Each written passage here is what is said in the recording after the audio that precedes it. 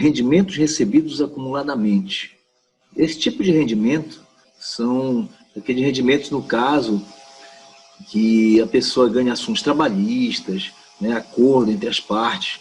Rendimentos de vários meses recebidos acumuladamente serão tributados pelo imposto de renda no mês que ocorreu o recebimento, com incidência sobre o total dos rendimentos somados dos acréscimos e juros, podendo diminuir o valor das despesas necessárias para a ação judicial, inclusive honorários advocatícios, se pagas pelo contribuinte sem indenização. O artigo 20 da medida provisória 497 de 2010, que foi convertida na Lei 12.350, determinou que os rendimentos do trabalho e os provenientes de aposentadoria, pensão, transferência para reserva remunerada ou reforma, pagos pela Previdência Social da União, dos Estados, do Distrito Federal e dos municípios, quando correspondentes a anos calendários anteriores ao do recebimento, sejam tributados exclusivamente na fonte, no mês do recebimento ou crédito, em separado dos demais rendimentos recebidos no mês. O imposto será retido pela pessoa física ou jurídica obrigada ao pagamento ou pela instituição financeira depositária dos créditos e calculado sobre o montante dos rendimentos pagos mediante a utilização da tabela progressiva correspondente ao mês do recebimento ou crédito, resultante da multiplicação da quantidade de meses a que se referirem os rendimentos. É permitido a dedução da base de cálculo das seguintes despesas relativas aos rendimentos tributáveis: importâncias pagas em dinheiro a título de pensão alimentícia em face das normas do direito de família, quando em cumprimento de decisão judicial, de acordo homologado judicialmente, ou de separação ou divórcio consensual realizado por escritura pública, e contribuições para a Previdência Social da União, dos Estados, do Distrito Federal e dos municípios. Então, nesse caso, toda vez que você tiver ações trabalhistas, remuneratórias de vários períodos acumulados, você vai sempre lançar em rendimento recebido acumuladamente. O que trouxe de novidade a partir de 2010, com o advento dessa nova lei? É que sempre que existia a tributação dos rendimentos recebidos acumuladamente, jogando na tabela do mês, existia um imposto a pagar muito grande, muito alto. Todas as pessoas que entravam na justiça conseguiam a devolução desses valores pelas vias judiciais. Ou seja, a Receita Federal já tinha como perda certa. Eles implementaram na declaração esse campo, que era para justamente não ter mais gastos com ações trabalhistas. Porque, vamos lá, de repente você recebeu no mês R$100 mil referente a 36 meses de trabalho que não foi pago hora extra. Então, se você pega R$100 mil e joga na tabela mensal, vai ser tributado 27,5% sobre a base de cálculo, e vai dar um imposto muito alto.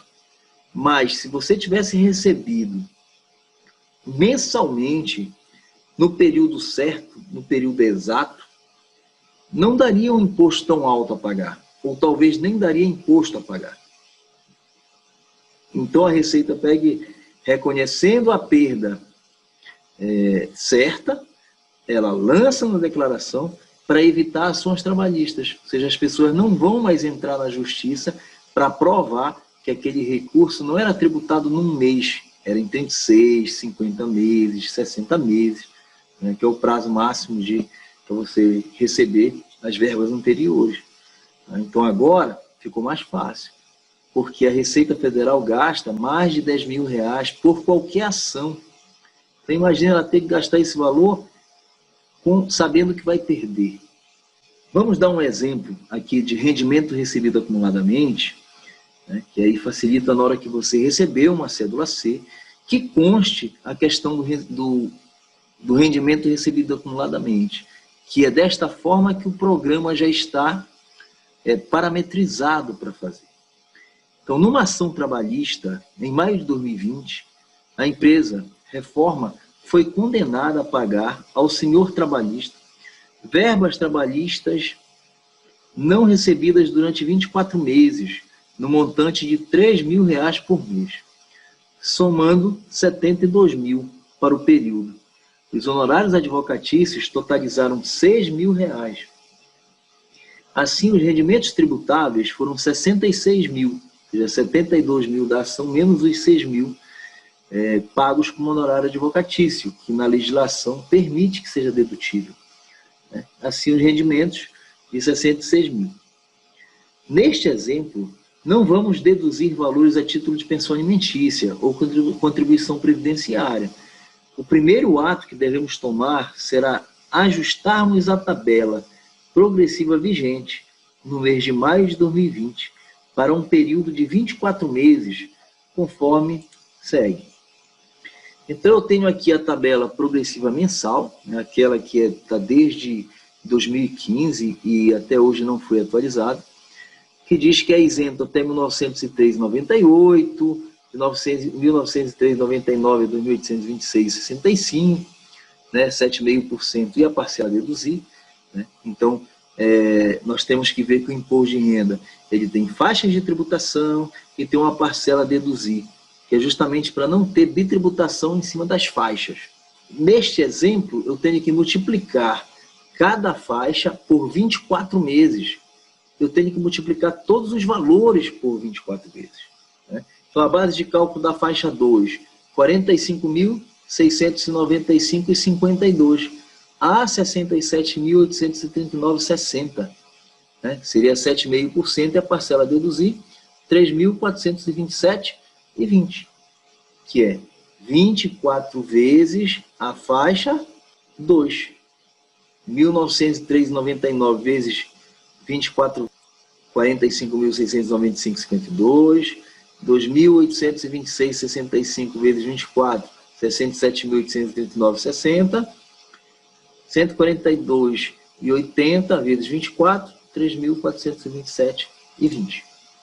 Então, a tabela atualizada, né, 45.695,51 é isento, né, de 45.695,52 até 67, 7,5%, uma parcela deduzida de 3.427,20. E assim sucessivamente. Aí você tem a tabela toda completa, que aí nós vamos fazer o cálculo de quê? Jogar aqueles 66.000, que é o rendimento tributável, para enquadramento na faixa. Então, eu percebo que 66.000 está entre 45.695,52 e 67.839,60. Então, eu já identifiquei que a alíquota de tributação é 7,5%.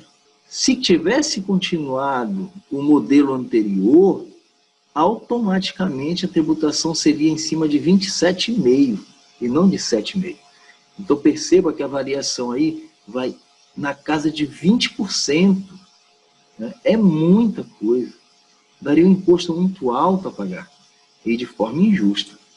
Então, o terceiro ato será calcular o imposto de renda retido na fonte, aplicando-se a tabela progressiva ajustada, com 66.000 vezes 7,5%, menos a parcela deduzida de 3.427,20 e dá 1.522,80.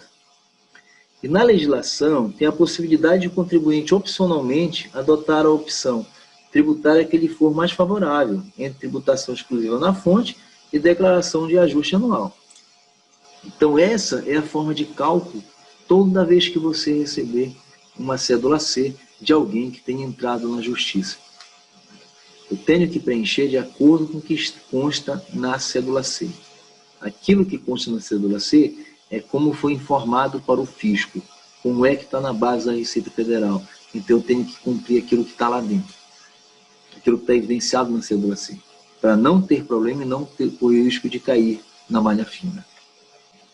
Tanto o rendimento recebido acumuladamente pelo titular ou pelo dependente devem ser inseridos na declaração. Então, nós vemos aqui na aba rendimentos recebidos acumuladamente, aí eu tenho a opção de novo, aí eu vou colocar o CNPJ da fonte pagadora rendimentos tributáveis, no nosso exemplo, 66 mil. Não tivemos parcela isenta de aposentadoria. Total de rendimentos tributáveis, 66 mil. Contribuição à Previdência Oficial, nós não temos. Neste exemplo. Pensão alimentícia, nós não temos. E tem o imposto retido na fonte. R$ 1.522,80. E foi o que nós calculamos. Mês de recebimento, maio. Número de meses, 24. Então, após preencher as informações, eu tenho que optar por qual forma será tributado. A opção pelo ajuste anual implica que os rendimentos recebidos acumuladamente deixarão de ser tributados exclusivamente na fonte e serão adicionados aos demais rendimentos sujeitos ao ajuste anual. Então, você vai perceber que o imposto a pagar nas deduções legais, 67.719, e na declaração simplificada seria 64.837,98. Qual é o efeito de eu mudar para exclusivamente na fonte? Aí eu tenho uma redução drástica do valor, né? Será de 67 para 51, e de 64 para 48. E a legislação diz que eu posso optar por aquela que é mais vantajosa, eu posso optar em qualquer momento pela tributação exclusiva na fonte. Então, faça uma análise direitinho da cédula C, preencha de acordo com o que está estabelecido lá. Lembrando que a cédula C é o reflexo do que foi informado para o fisco. É por ali que vai ser feito o cruzamento de informações.